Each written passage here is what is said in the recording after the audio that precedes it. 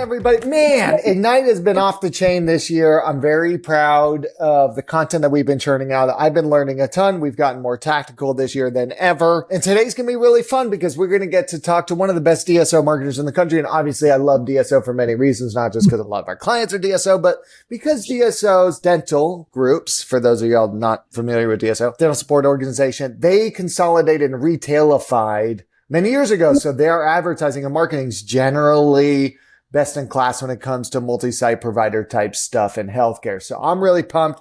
Ashley, welcome to our crazy show, Ignite. Hi. Honored to be here and excited. Thank you. Guys, we've got someone that's honored. This is crazy.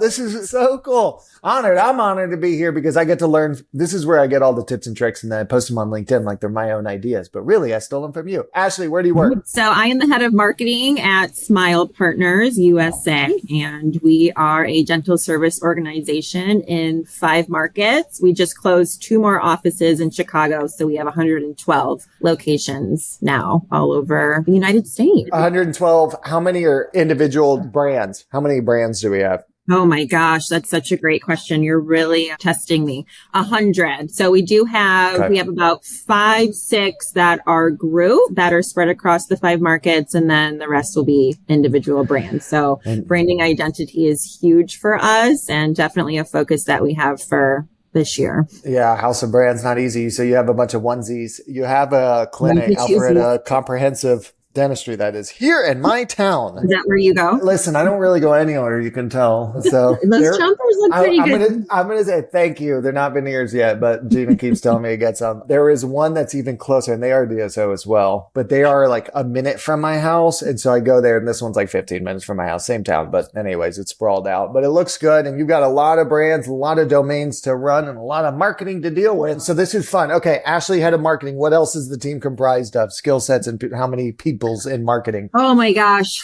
So not to toot my own horn, but over this past year, we did double the size of my department. So I have a brand marketing manager. So she's the one that's really fulfilling that role and helping these offices keep their identity. And she's helping build out the tone, audience targeting, the copywriting. And then I have someone that is specifically just in charge of the paid media. So she is managing hundreds and hundreds of campaigns for each and every office, managing their budgets, the keywords, the headlines. She's actually in a conference right now learning the greatest about Performance Max campaigns. So we love that. And then I have someone who is a digital marketing coordinator, and his main role is facilitating the office requests from anything from like a high-res logo. They might need a flyer. They might want to do like an Invisalign promotion or something. So we're fulfilling those day-to-day asks of the offices. I love it. So we've got brand creative and paid media in-house. That's awesome. And you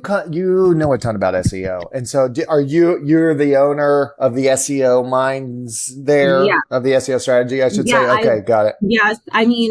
So strategy comes from me and then I filter it down. But we've been working on a very large website project the past year where we're transferring our poor little sites that are about 6 feet underground onto a new user experience template that is mobile first, which is crazy to think in the year of 2025, and then search optimized from a local perspective because we have dental offices on every single corner and we need to make sure that we're ranking for those dentists near me's, dentists in Alpharetta, for instance. So all of those localized are so important coming back from the website content and then even the Google business properties. So my background is in internet strategy. So really following that user from the first touch point all the way through the end of conversion. So calling the office, entering in a contact form, whatever we can do to get those little tushies in the dental chairs.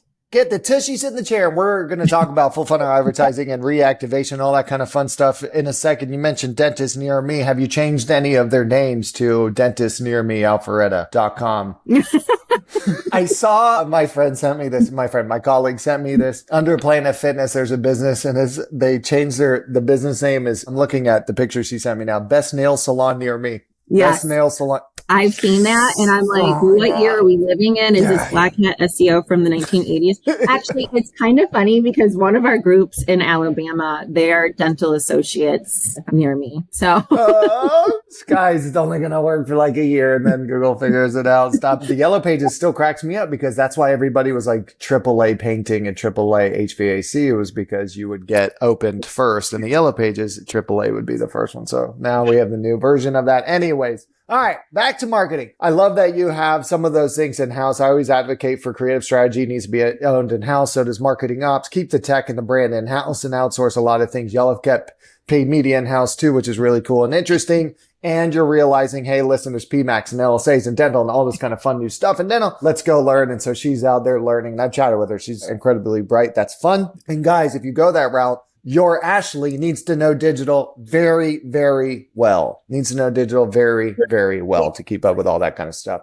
What's a trend you see? So you did date us, Ashley, and this will go live in April, I think. But 2025, what's the biggest trend you're looking at this year to stay competitive in the DSO space? I mean, the biggest trend I think is really hard just to nail down. I think you really need to be open-minded to not just what is trending today and what trended yesterday, but also keeping an eye on into the future. So I'm really taking a look at personalized omni-channel. Patient engagement is key, especially with our demographics, how we have some offices in the South and those demographics still really like to open up a magazine or receive something in the mail. However, with my focus on digital, I have to make sure what we might be sending someone in Alabama in the mail, how is that coinciding and landing with the digital side as well. So I think also, consumer expectations are rising while their attention span is limiting. Yeah. So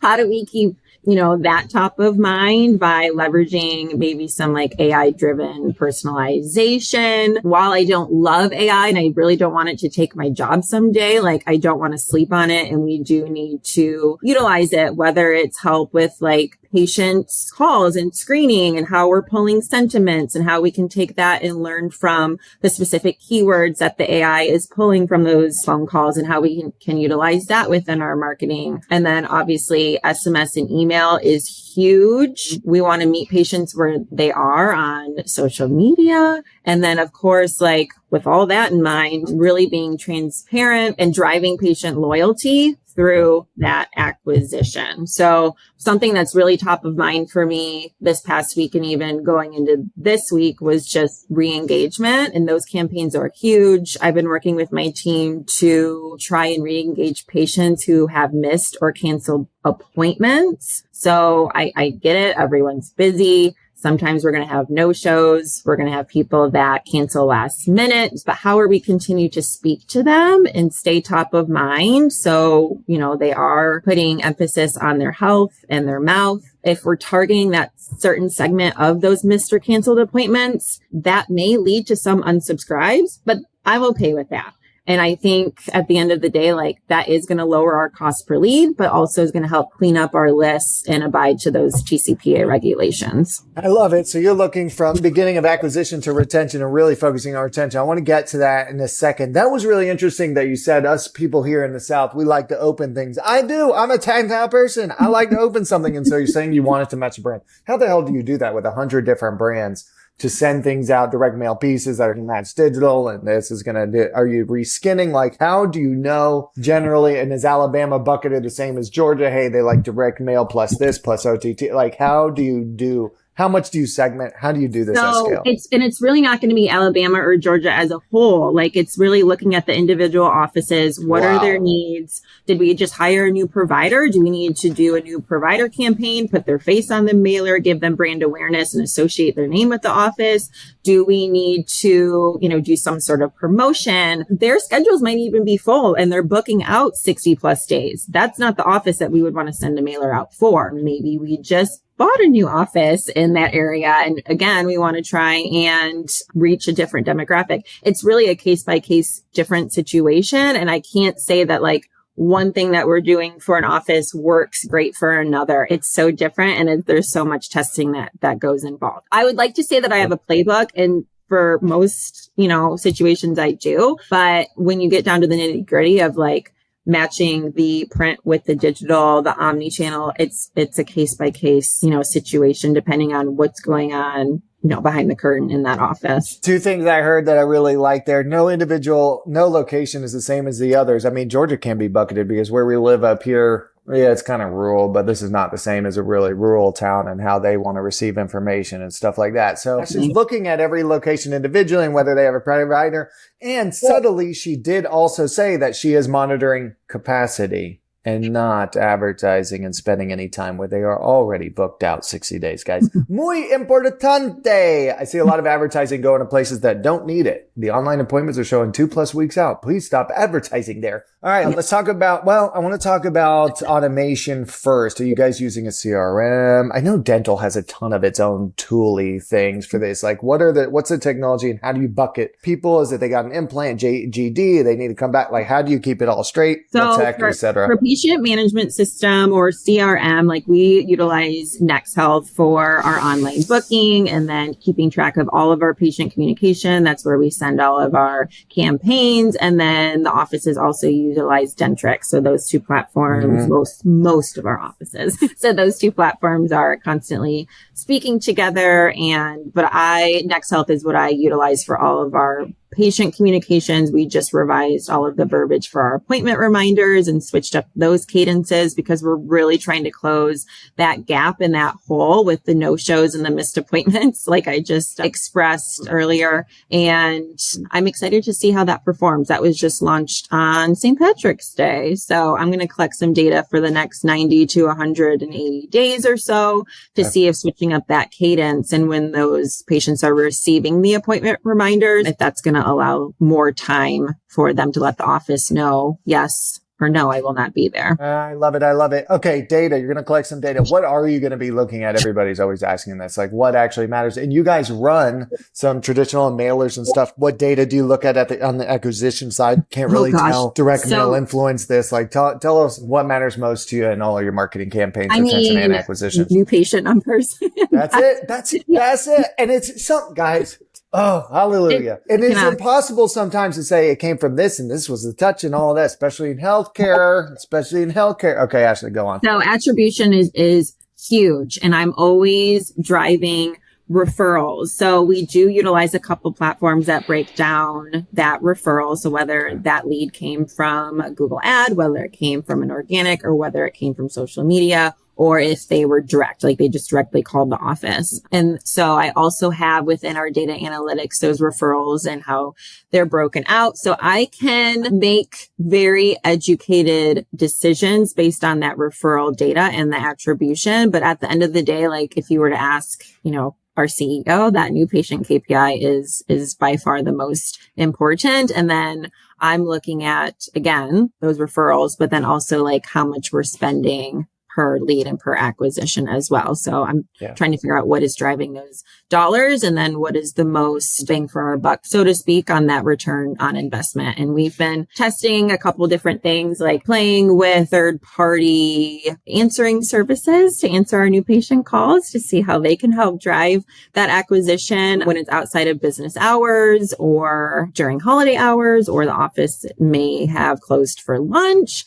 But of course, like, if I'm a mom and I'm on my lunch break, I might call it noon, but if the office has maybe shut down for that hour, we have this third party that will pick up that phone and schedule that new patient via our online booking. And then even playing with some more digital levers as far as like the ZocDoc platform and how that's going to help us fill up those schedules for those offices that aren't booking out more than 2 weeks. I love it. Let's talk about call center a little bit because some marketers have overlapped. Some, I interviewed a gentleman yesterday. He's actually training the call center people to convert because he got tired of them not converting. It was more high acuity and you have to know ortho and all that, and orthopedics, not orthodontics and stuff like that. How much overlap do you have with call center stuff? Is that reporting to the COO? Do you influence, hey, scripts and conversions? And hey, why aren't they converting here? I helped roll out that program. I can't take full credit because I did work hand in hand with the directors of operations on that and with the scripts and just trying to really optimize. It's like they have this third party call center. They have a playbook and they know what works and how they're rolling this out for,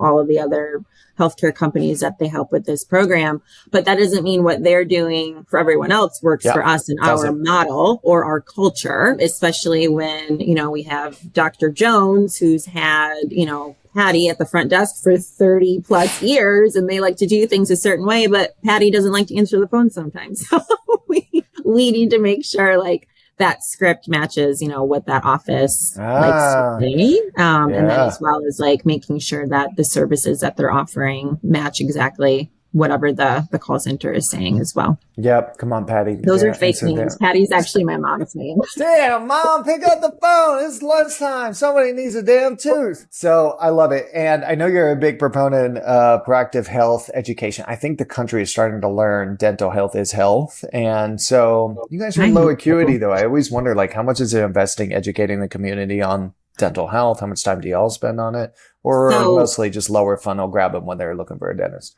Yeah. This is so important to not only myself, but our CEO as well. And just understanding like the systemic mouth and how that's connected to literally every other part of your body, every organ, and how they all work together. And all starts here, right up here. So the patient education is becoming more top of mind for myself and my team, whether that's like creating flyers for an awareness month. Like April is Oral Cancer Awareness Month. So how are we continuing to educate patients on that importance of screening? So really strengthening that brand trust through educational content is going to continue to be top of mind. And then just figuring out how we can roll that out across, every single brand, every single office. Yeah, not easy. But don't downplay it. You took Oral Awareness Month, which who the hell knew that was April. But anyway, so you took that and you said, hey, listen, it's a good chance to advertise for screenings. Yes. So a healthy thing. Use it as a CTA for something that gets people in, I guess. Yes. And then it's a commercially intent. So that's why you always I can tell you downplay the like very smart things that you're doing.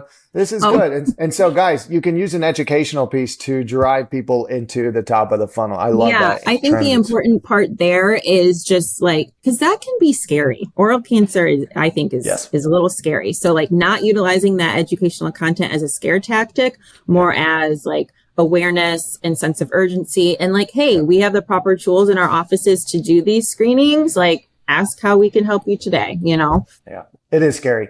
I signed up for this Gallieri test and they're going to come screen me for all the pre-cancer stuff, like to test all that stuff. And I'm like, oh my God. And they had to cancel it and move it back a couple of days to the test and I'm like, it's okay. Like I don't want to know. So yeah, it is very scary, but everybody needs the education. It is always better to know early with stuff like really that, guys. Like, or you have no chance. And I've been through that too. All right. We only have a few minutes and you love SEO and I love SEO. So I want to talk SEO a little bit. Yeah. What do you guys use to keep up with the directories, the listings of all that? Do you have a patient review system that is going out upon checkout? What are some of your SEO, secrets? Don't share secrets. I don't really think there are secrets, but where's your focus? Yeah. So they're definitely not secrets. I think they're just like tips and tricks, industry standards, really. So we utilize Bird Eye for all of our online listings. That's where we store our locations. And that's also where our review generation campaigns live as well. So when a patient checks out and we hope they had a great experience, we're going to send them an email and text within a couple hours of them leaving. And then they can leave a Google review or a Facebook review or even a Bird Eye review, because that's a thing too with the platform. So we really like that platform, Bird Eye as a whole. We've been a partner with them for several years before I joined Smile Partners. So, but there's so many online review platforms or online listing platforms. I've used Yext in my past. I've used Uberall. They all do the same things, just cost more than others. So, but from a local perspective and everything that we're doing, because like I mentioned earlier, our offices, some of them are so close together. So we need to make sure that they are standing on their own, Their reputation management across the board online is all unique to them, tailored to them. They have, pictures. We'll send photographers out. I will ask the office managers for pictures all the time. So send us everything. We love the They content. have to look unique. When someone lands on the location page for that location or that website, it needs to look unique. It has to show their personality. There has to be walkthroughs of the clinic. Mama wants to see where she's about to bring her kids, guys. And that applies to every single healthcare and vertical. She's going to read those reviews. Mama Patty's going to review. And the reviews always have nothing to do with the provider or the dentist. It's always Patty didn't answer the phone. Patty didn't get my insurance bill. Patty screwed up my appointment. Not Patty. Well, Patty can't be the patient too. But you get the point. It's always front office stuff, and that's so frustrating. Yeah, and I think Bird Eye has a connection with Yext, and so they push out through that. Do you? This is a question I've always wondered for myself. In dental, do you also claim the listings of the dentists? Or they're too transient and it's no one's going to look for a dentist, and so you don't. I've seen it both ways. I've only actually ever seen this for some of our Alabama offices where the dentists have created their own GMBs. But yes, we'll claim those and then merge them. I think you should. Don't worry, secret safe. I like it because a lot of times the dentist will show up in GMB. I'm like, guys, for like $50 a month, you can just have another potential ranking point. And they're like, well, yeah, what if they leave us? And I'm like, well, then it's one less Yext listing that you're going to have. Then, eventually the doctors will leave. They will retire. That's the name of the game. So it's the only way for a small team. Only way for a small team to keep track of everybody, guys. I love it. Okay, I only have a few minutes, and I've got another one. One final question. You can't say AI. What is the biggest trend you're looking at going forward into 25 that you're excited about? We're both nervous about the robots taking our jobs, so we're not going to say that. What else? I mean, I don't want to say it's a trend. I think it's just an evolution and a culture, but just like bridging that gap between marketing and patient experience. Sometimes I think we overlook retention strategies. And I think that's been like my main spiel today is just like, what are we doing post appointment? And it's not like a viral trend, but I do think it's something that we all need to keep our eyes on and our grippers in is just like, how are we speaking to our patients after they leave the chair? Again, going back to that education, being proactive there, building on loyalty, referral programs, like, Patty, thanks for seeing us today. Like, how was your experience with Dr. Jones? Oh, it was lovely. Okay, great. Like, please tell us to your friends and family, and we would love to give you, some sort of referral credit. Like, that is huge. So just like, what are we doing to build upon that? And then just making sure that whatever I'm doing behind my chair and my computer is aligning with all of my operational teams. So really that patient journey is cohesive. So I love it. Patient journey cohesive, eyes on and grippers in, everybody. And Patty played many roles today. Thank you, Patty, for being the patient, and thank you, Patty, for being the front office. And I look forward to you enjoying your experience. Something I see some of the best groups do is they call the damn patient after they left. It'll always go to voicemail. Nobody's going to pick up the phone from a DSO after they've already got their teeth cleaned, but they call and they say, I hope, gosh, all this automation, we've gotten away from humans. Ashley, I learned a lot from you. We learned some very technical stuff. I love it on reactivation, retention, the CRM type stuff that you're using, how you look at individual markets, how you judge acquisition and numbers and the KPIs that matter most to you, and how you juggle 100 some brands with 3 internal colleagues. Ashley, thank you for joining us on Ignite. Thank you so much, Alex.